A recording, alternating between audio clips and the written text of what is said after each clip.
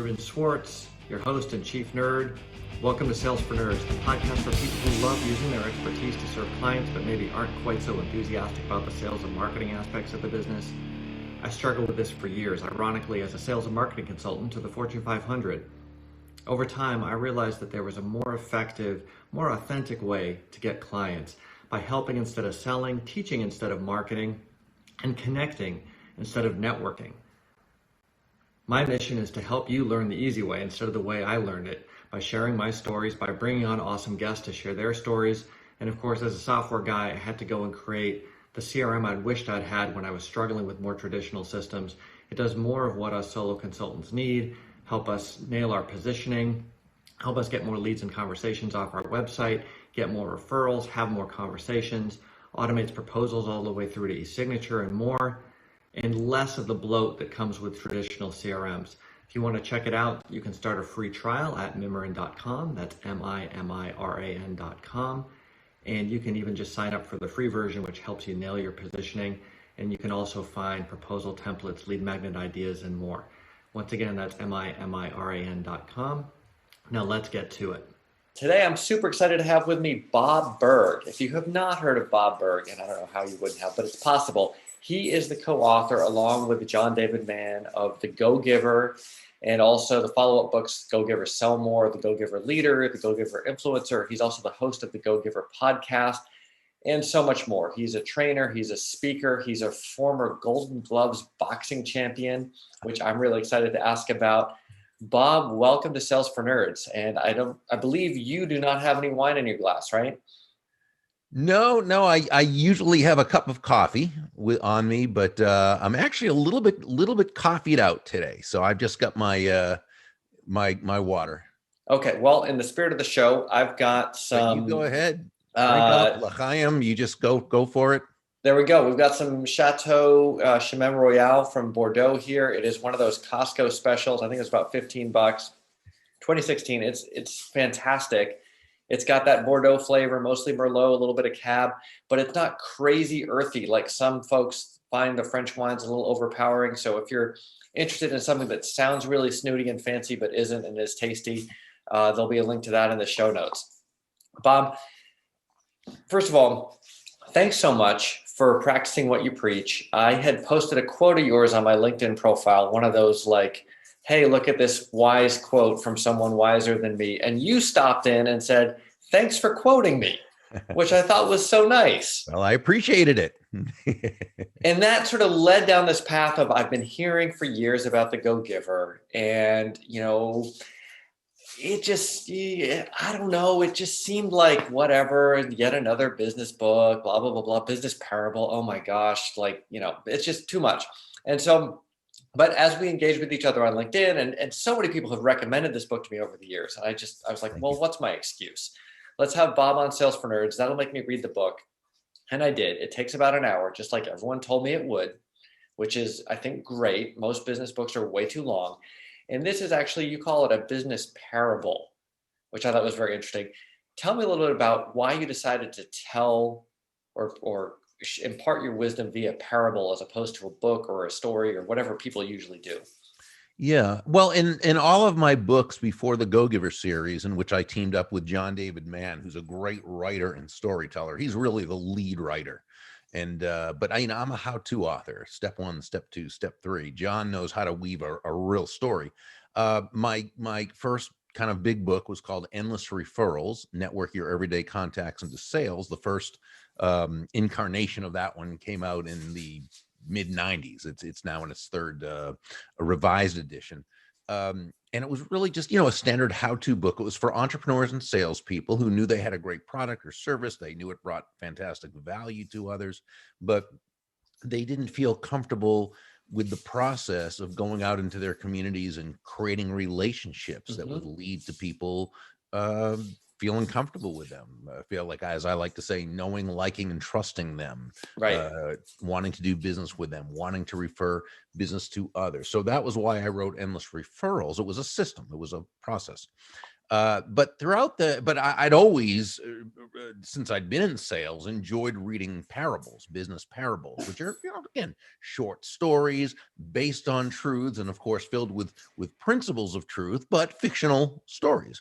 As you know, stories tend to connect on more of a heart-to-heart level with people. And I'd always found that when I'd read parables, it was enjoyable. I felt I could learn the material even faster and apply it even easier. So I thought, what if we could take the basic premise of endless referrals, which is all things being equal, people will do business with and refer business to those people they know, like, and trust, and put that into parable form. In coming up with the title, that was easy. I said, well, what is the main characteristic? What's the essence of a person who's able to develop and cultivate quickly and sustainably those know, like, and trust relationships? And it's that they're always giving. Their focus is on giving value to others. So coming up with the Go-Giver was kind of natural. But again, the best thing I did for that book was asking John David Mann, who at the time I knew as he was the editor-in-chief of a magazine I was writing for. And at the time, not many people knew him. Now, I mean, he's the editor or the co-author of choice, ghost author, writer of choice for when an agent or a publisher has a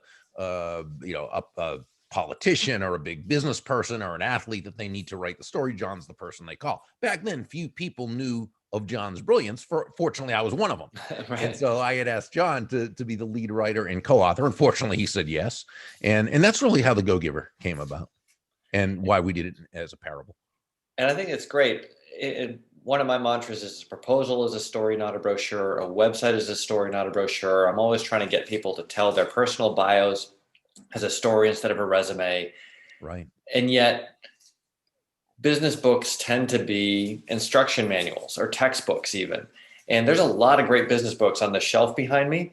Mm-hmm. But the Go-Giver, as much as I know that you're sort of emotionally manipulating me, I remember it much more clearly, not just because I read it more recently, but because it's in story form and there are characters, there are human beings, not just recipes or lists of instructions. So kudos to you on that. Though I would probably take respectful opposition, I would guess, to the word manipulating, because I think of manipulating as something you do in order to get an outcome that may not necessarily help the other person. Fair enough.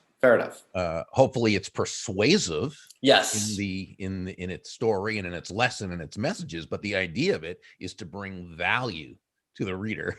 Right. But I think semantics, of course, but very important semantics. Very good point. So let's we don't have a ton of time, but I want to talk for a second about this Golden Gloves boxing champion stuff. Like, how did you get into that? Well, although my dad after World War II was actually manager of the famous Fifth Street fight gym, Angelo and Chris Dundee's back in the day. And Angelo Dundee later would become the trainer for Muhammad Ali, Sugar Ray Leonard, and so forth. My dad actually didn't want me to box, but it was always sort of in my blood. It was something always that I was exposed to growing up. And it just happened to be that I think when I was about 16 and a half or so, a girlfriend of mine at school, her father happened to be one of the trainers at the local gym. And it was the idea. I also had a lot of aggression I needed to take out as a kid. And that was a good way to do it and build some confidence and to be able to constructively. And it just kind of, grew from there.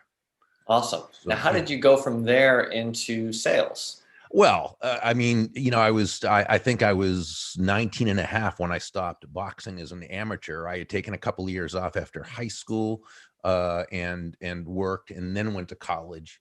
And after college, I got a job as a broadcaster, first on radio in sports, and then in television doing news for a very, very small ABC network affiliate in the Midwest. I really wasn't very good at that. Okay. And it wasn't long before I knew, this isn't what I'm going to be doing. And so I like to say I graduated into sales. The problem was I knew nothing about sales on a formal level. So in the training where I was working, it was negligible at best, right? Meaning non-existent. And so I really floundered for the first few months. Fortunately, I was in a bookstore one day and saw a couple of books on selling. Now, that doesn't sound like a big deal, but 40 years ago, those were just not as prevalent. It's not something you really came across. So I was inspired just by the fact it was they were books on sales. Like, what? There's a way to do this that Right. and so I got the books. I studied and I learned, and I was, I'd come home after work and just into the wee hours of the morning, I'd be reading and studying and highlighting and note taking and dog earing and practicing and and within a few weeks my sales really began to do well. What that said to me was this: if you have a methodology, there is almost a double negative here, almost nothing that you can't do. Okay, within reason, of course. I could never have been heavyweight champion of the world because I just didn't have that kind of talent. But no matter how hard I worked and how much I knew, but within reason, we can pretty much do anything if we have a system. I define a system as simply the process, excuse me, the process of predictably achieving a goal based on a logical and specific set of how-to principles, the key being predictability, right? If it's been proven that by doing A, you'll get the desired result of B, then all you need to do is A and continue to do A, and eventually you'll get the desired results of B. So, but and as I was studying sales more and more, I started also realizing that a big part of success in selling is personal development. So I got the books that, you probably have on your shelf and everyone watching and listening has on theirs: the How to Win Friends and Influence People by Carnegie, and Think and Grow Rich by Hill, and Psycho-Cybernetics by Maxwell Maltz, and The Magic of Thinking Big, and, all the classics of the sales and personal development genre. And it was really something I enjoyed a lot. And, as I continued to learn lessons and began to form some of my own, I guess, methodologies off of what I had learned from others, things began to take shape. So you got better at sales. You started to like it. Oh, I loved it. Absolutely. Yeah. I didn't at first, but as I got to know more about it, and as I realized that, that really what it's about is bringing immense value to your customers. And Well, I think it ties in some ways back to what you called me out on earlier, right? If we are out there manipulating people so we can make quota, it's kind of a miserable experience. If we're out there helping it's a people, difficult existence too. Yeah. Right. I mean, it's no fun, and it's hard because people can smell that and they don't want to deal with that. But if you're out there adding value and being helpful to people, it's much more fun, and you're going to be much more effective. Ruben, there's a lot of people who will say, well, I don't like sales. I don't like selling. And I really believe that when they say that, it's not that they don't like selling. It's that they don't like what they think selling is supposed to be.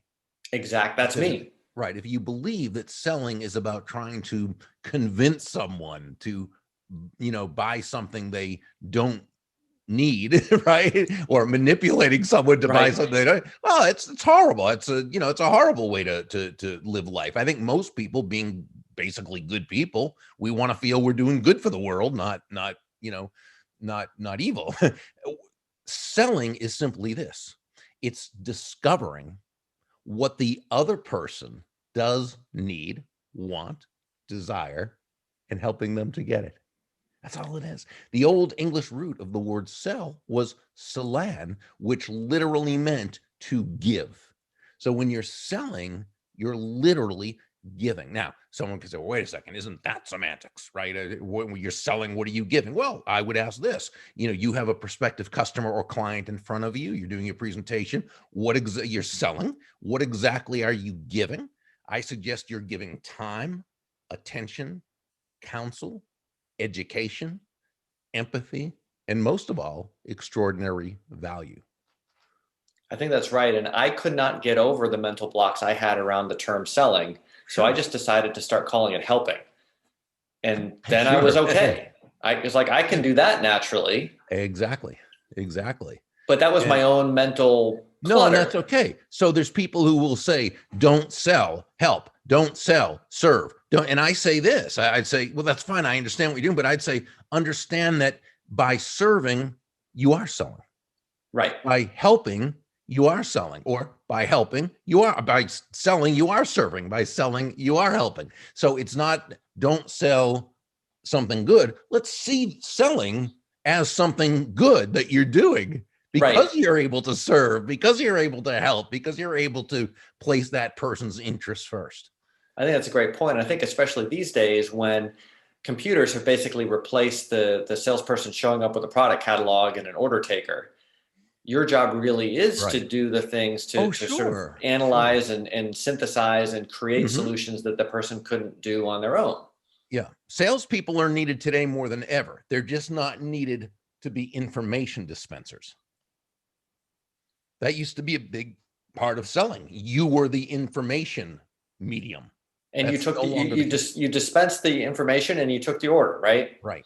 Right. And yeah, and if it was for a, a bigger ticket type of sales, you had to know how to dispense the information, find out what that person, and do the whole thing. Now, the big thing is, you still have to, of course, understand and be able to educate to that degree, but really it's something different. You're educating them more about how your product or service fits their needs, makes their lives better, does for them what the information itself can't really communicate to them. Right. And I think it's much more interesting to be a salesperson today because Sure. you're not just impersonating a catalog and a cash register. Hmm. You're actually more like a Great point. doctor. Great point.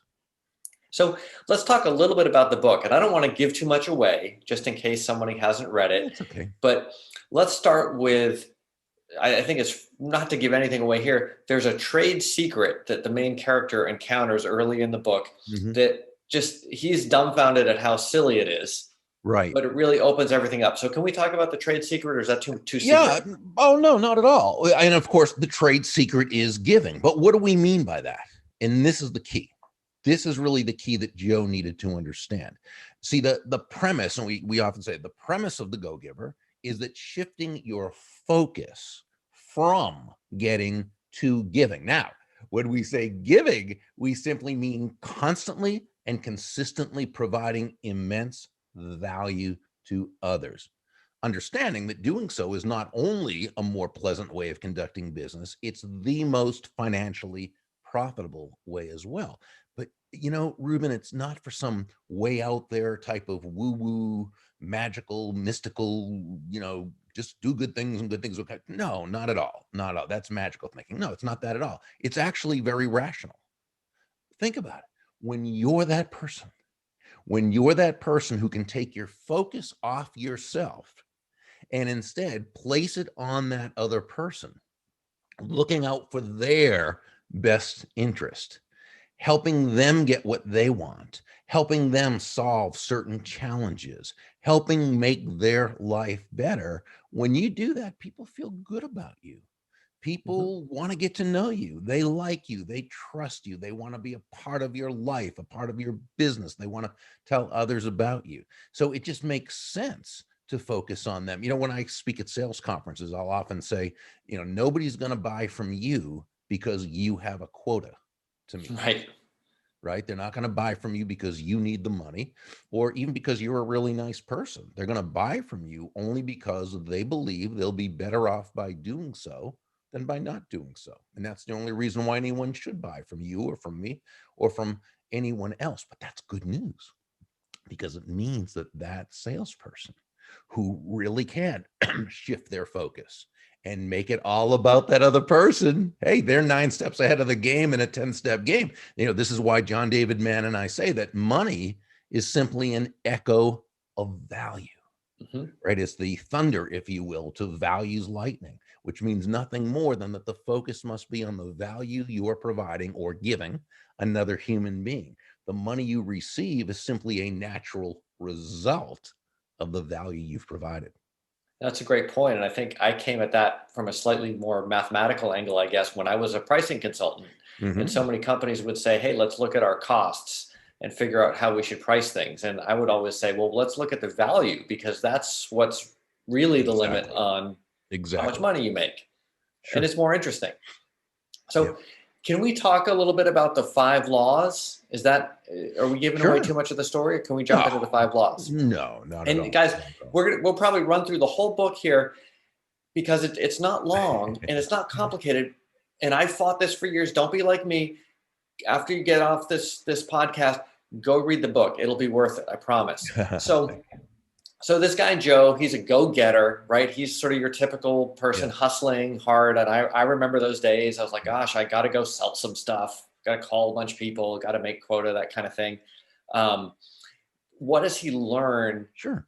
When he starts meeting these interesting characters? Yeah. Well, see, and here's the thing, being a go-getter, if you want to say a go-getter is a person of action, that's fine. Be a go-getter and be a go-giver. they don't, there's no dichotomy. When you're a go-giver, a person of action, and a go-giver, someone who's focused on the other person. Perfect. Just what we would say is don't be a go-taker. That's the person who feels almost entitled, if you will, to take, before having added value to the other person, to the process, to the situation. Again, their focus is on themselves instead of the other person. And again, no one's buying for us. They're buying for themselves. So Joe, who again was a go-getter, but he was also a go-taker. He kind of, his focus wasn't in the right place. It was on himself, on his quota, on who owes him what, and so forth.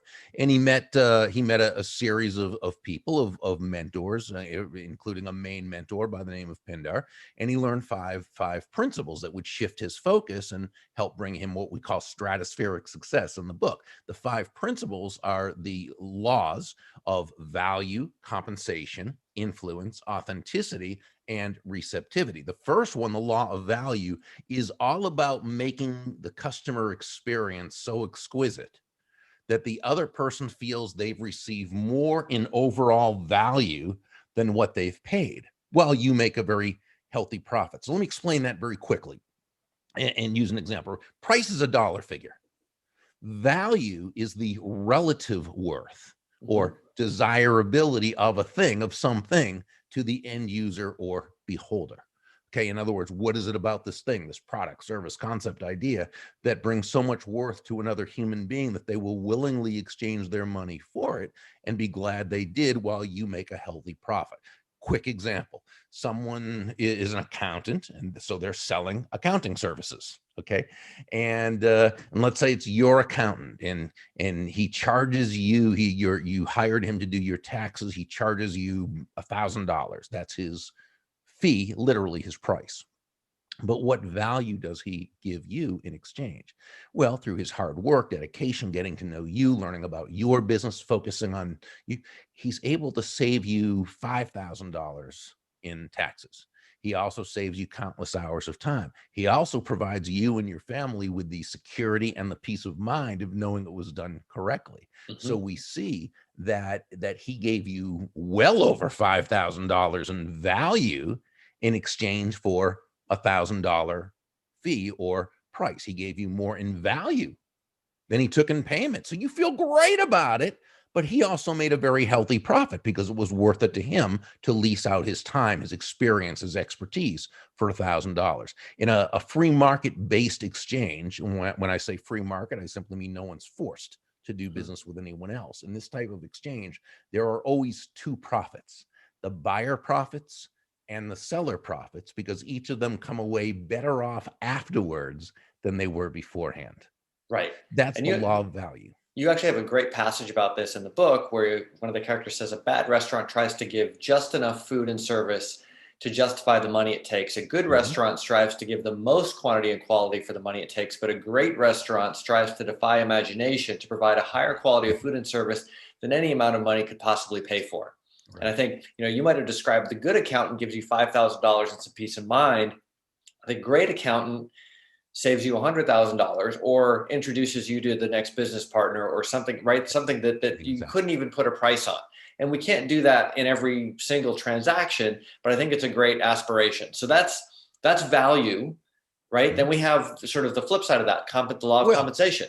Yeah, I'd say it's added to that. And that is that the law of compensation says your income is determined by how many people you serve and how well you serve them. So where law number 1 says to give more in value than you take in payment, law number 2 tells us the more people whose lives you touch with the exceptional value you provide, the more money with which you'll be rewarded. So your accountant in the last example did a great job of giving you immense value. Chances are you feel great about him. You do business with him again. You'd probably refer him to others. His other clients feel the same way. So our accountant is very quickly amassing what we call an army of personal walking ambassadors. And as he continues to touch the lives of more and more people, his income will continue to grow and grow. That's a great point. And there's a difference between like you did an acceptable job and you turned your customer or client into a walking ambassador. Yeah, exactly. Law number 3 is the law of influence. And this says your influence is determined by how abundantly you place other people's interests first. Now, please let me qualify that statement because it can easily be misconstrued, right? When we say place the other person's interests first, we don't mean you should be anyone's doormat or a martyr or self-sacrificial in any way. Absolutely not at all. It's simply understanding that the golden rule of business, of sales, and Joe learned this from several of mentors, and you and I discussed this earlier, is that all things being equal, people will do business with and refer business to those people they know, like, and trust. And there's no faster, more powerful, or more effective way to elicit those feelings toward you in others than by genuinely moving from an I focus or me focus to an other focus. And I would even, sorry, go ahead. Oh, go ahead. That's okay. I would say the other thing I would add to that is it's also more fun that way. Mm-hmm. Much more rewarding. Yeah. You get to just enjoy yourself a little bit more. I think there's something sort of beyond, well beyond sales and internet and corporations and all that, going back before people, social creatures like the ones that share their food, like the one that helped them pull the ticks out of their fur, or whatever it is, right? Like we're wired to notice that people are taking care of other people and not just themselves. Yeah. One thing about the laws in this story is that they are all congruent with human nature. You know, so when we really get down, and I just, very few people have really noticed before what you noticed about that, and that is very true. These are all just things that they seem counterintuitive because we see so much about sales is this and sales is that and business is this and not really. It's actually human nature. It's So the last 2 laws are a little different. They're a little bit more introspective, and in some ways, I think more counterintuitive. Let's go into those. Yeah. So the law of authenticity says that the most valuable gift you have to offer is yourself. In this part of the story, the mentor for this section, Deborah Davenport, she shared a very important lesson she learned in her sales career, and that is that all the skills in the world, the sales skills, technical skills, people skills, as important as they are, and they are all very, very important, they're also all for naught if you don't come at it from your true, authentic core. But when you do, when you show up as yourself, day after day, week after week, month after month, people feel good about you, right? People feel comfortable with you. They feel safe with you. Why wouldn't they? They know who they're getting, right? And again, they know you, they like you, they love you, they trust you, they want to be a part of your life. They're much more willing to introduce you to others.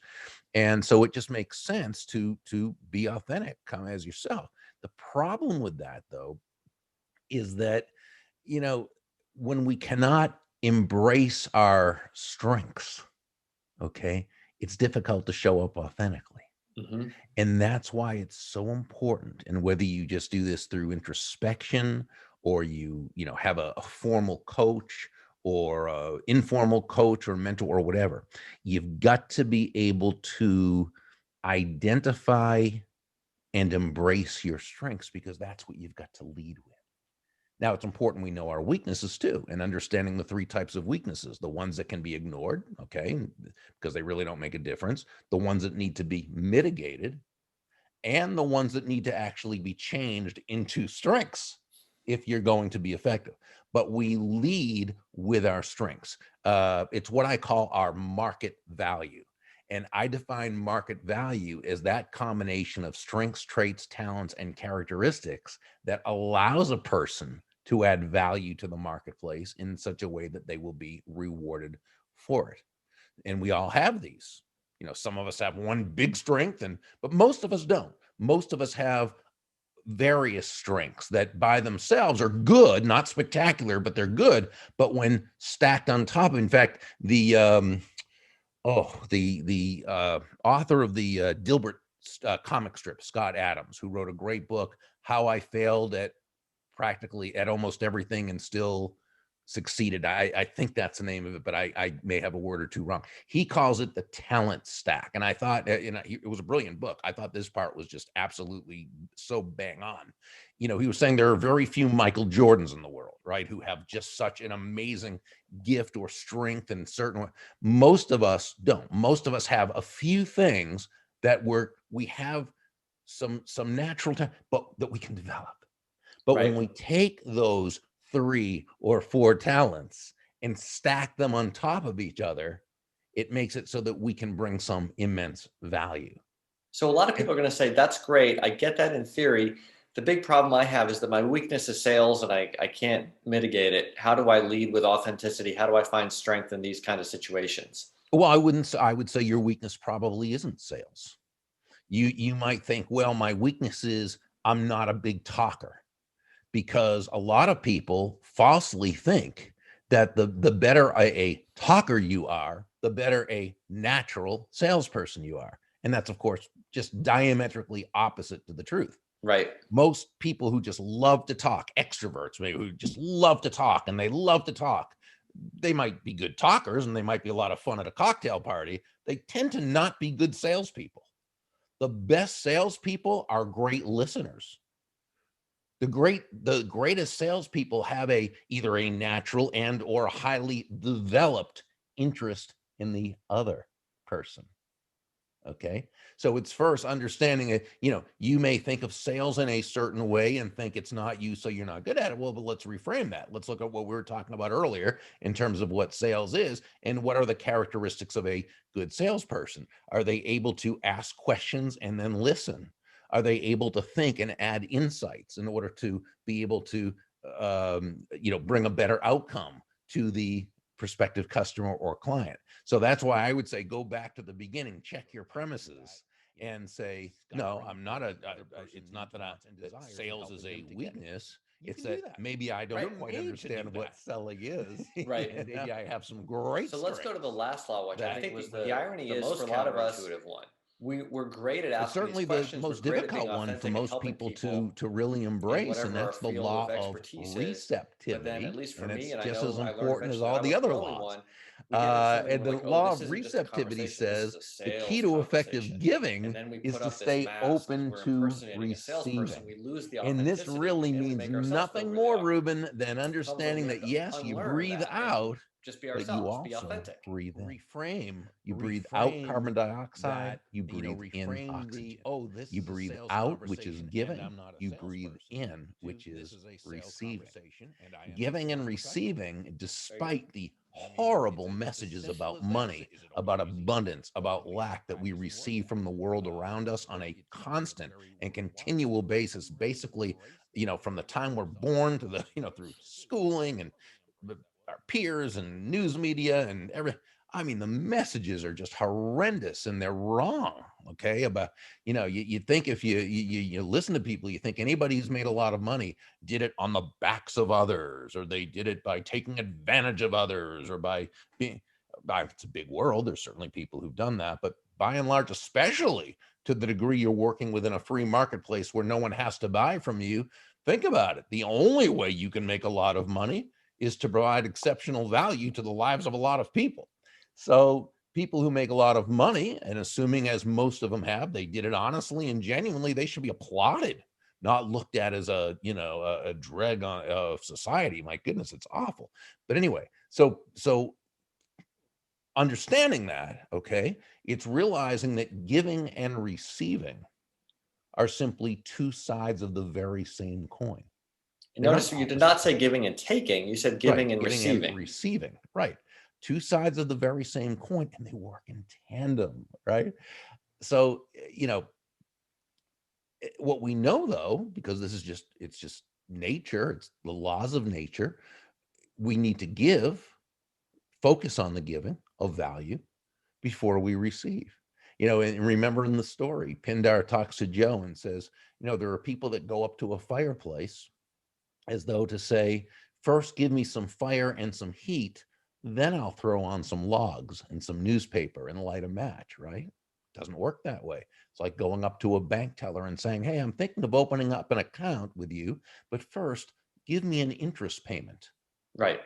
No, it doesn't work that way. We must make the deposit before so we focus on the giving, and then we allow the receiving. And we've got to understand that when we start, denying that receiving, there's probably a reason for it that goes beyond logic. It's most likely within our unconscious because of all the horribly negative messages we receive, from the world in that regard. So what's an example of not receiving properly or shutting down when we should be receiving?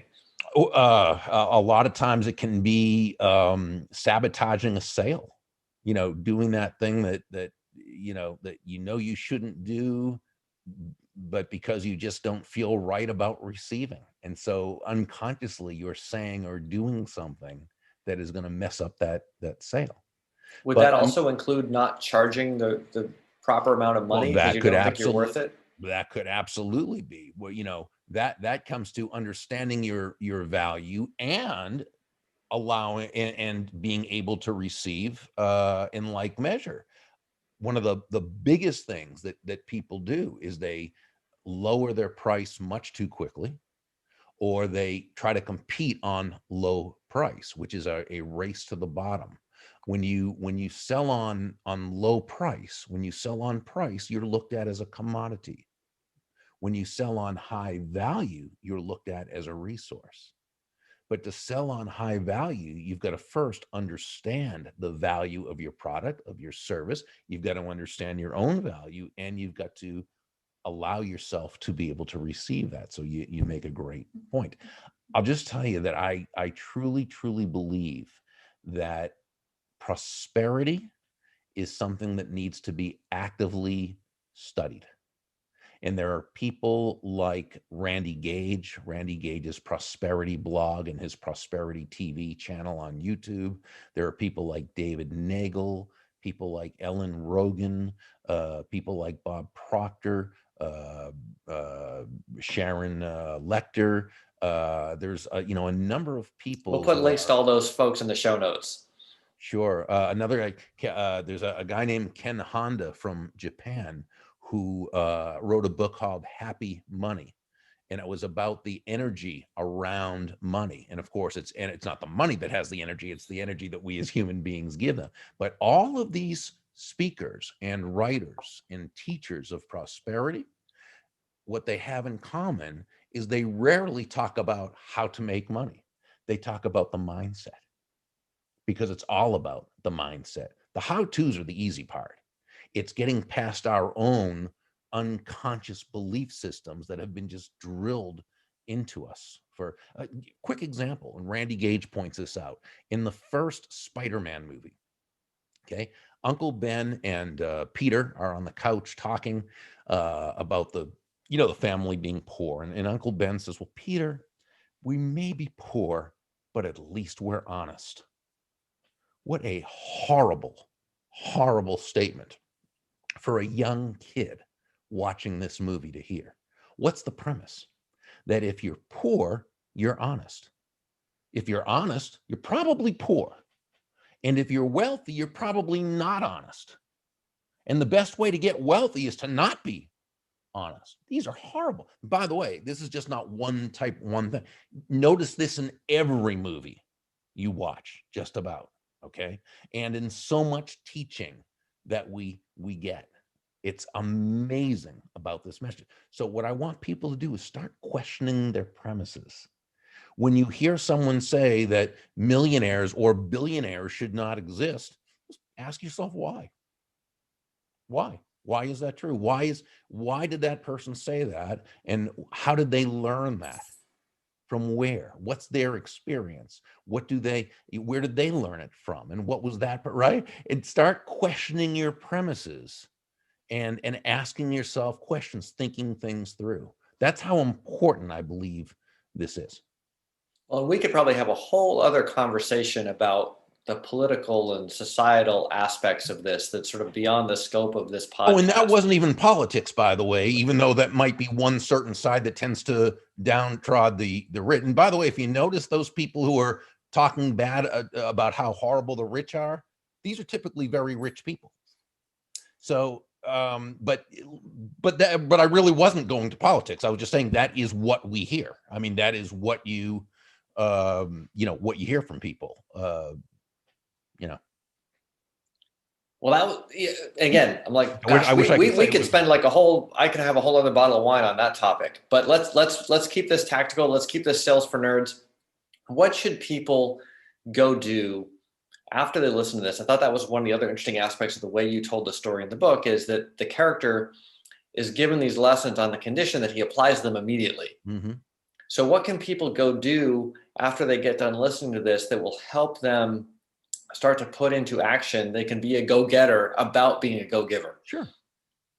What can they do? And again, I'm going to just want to go back to 1 second, because I got the feeling that you thought I was being political. I'm neither Democrat nor Republican. And neither am I. Right. These are principles of economics and of human nature that I'm talking about. Okay. So I don't care which side of the aisle said this or that. I'm just talking about basic principles. As far as what people can do, start applying them. Just like Joe in the book. Because remember, the one condition that Pindar put on mentorship was, it's not enough to just ask yourself the question, will these work? It's applying them. And you don't have to apply them particularly well.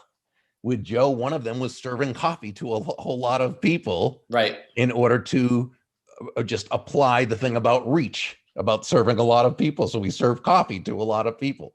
That's it, And so, yeah, don't put your pressure on yourself. But I want people to build. I want people to take action.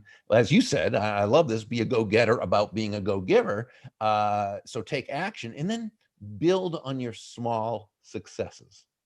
So what would you tell people to do? And I know it's hard because you don't know what state anyone's in. It's a podcast. They could be listening to this 3 years from now.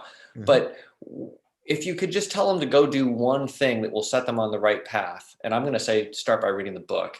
So I already took that one from you. But what should they do next to put this into practice? Again, just ask yourself, how can I add value to other human beings?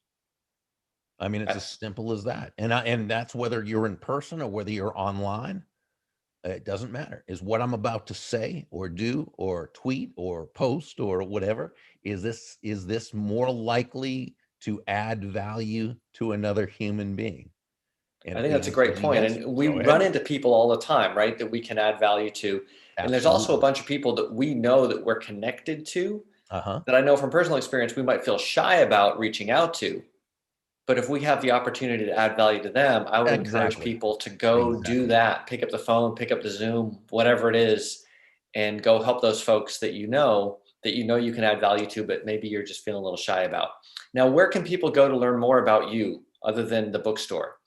Best place is my website, which is Burg, BURG.com, and they can read the first chapter or an excerpt of any of the books. And I also have a blog and a podcast and all that fun stuff. And if they scroll down to, I think, the bottom of Burg.com, there's all the different places on social media to connect with me if they choose to. And you've got a free mini course on selling the Go Giver Way. Check that out. And Bob, thanks so much for everything that you do, keeping the world spinning around and encouraging everyone to be more giving, and then hopefully also encouraging people to be open to receiving and keeping the wheel turning. It's been a pleasure. Pleasure's mine, Ruben. Thanks so much for having me. Cheers. Thanks for listening. Did something in this episode or a past episode help you out? I'd love to hear about it. Send comments, questions, or ideas for future episodes to hello@salesfornerds.io. And of course, iTunes reviews are super helpful for getting the word out. So if you've got a few moments to put one of those up, I'd really appreciate it. If you got a friend who'd benefit from one of these episodes, send a link. If you got a friend who wouldn't benefit from one of the episodes, but you just haven't talked to in a while, this is a great excuse to pick up the phone and give them a call. Of course, if you're looking for a whole new take on CRM for solo consultants, along with proposal templates, lead magnet ideas, free positioning tools, and more, check it out at mimiran.com. That's MIMIRAN.com. Again, thanks for listening, and until next time.